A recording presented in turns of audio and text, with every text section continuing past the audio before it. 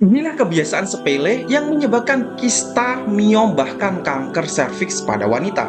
Seperti diketahui bersama, miom, kista ovarium, kanker serviks adalah salah satu penyakit yang banyak dialami oleh wanita dan tidak memandang siapapun.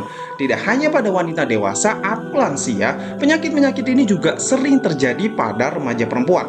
Karena sebagian besar kaum remaja suka banget makanan-makanan sembarangan yang selama ini disepelekan. Berdasarkan jurnal penelitian di National Cancer Institute, ternyata 5 makanan ini bisa menyebabkan munculnya sel abnormal miom, kista, tumor, bahkan kanker.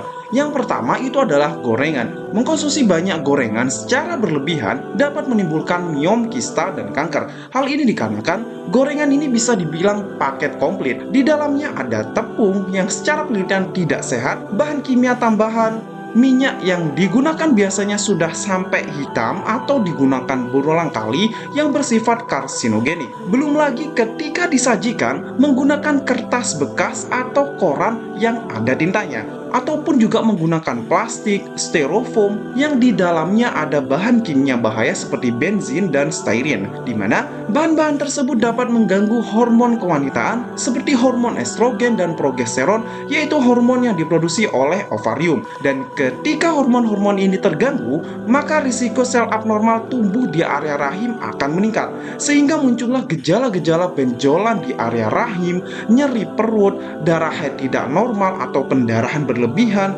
dan siklus haid yang berantakan dan lain sebagainya. Yang kedua itu adalah makanan dan minuman tinggi gula. Contohnya sekarang cake, kue, boba, es kekinian, minuman kemasan yang jelas-jelas banyak mengandung gula, di mana sudah banyak penelitian yang membahas akan bahaya gula berlebih. Salah satunya itu menyebabkan pertumbuhan sel abnormal miom, kista, dan juga kanker. Hal ini dikarenakan glukosa dari gula menjadi salah satu makanan sel abnormal untuk tumbuh dan berkembang pesat. Yang ketiga itu adalah olahan berbasis tepung. Kalau makanan jenis ini biasanya yang disukai seperti seblak, basreng, mie, cilok, cireng, dan lain sebagainya. Sebaiknya kurang-kurangi deh, karena olahan berbasis tepung selain ada tambahan kimia, nilai indeks glikemik tepung juga termasuk sangat tinggi.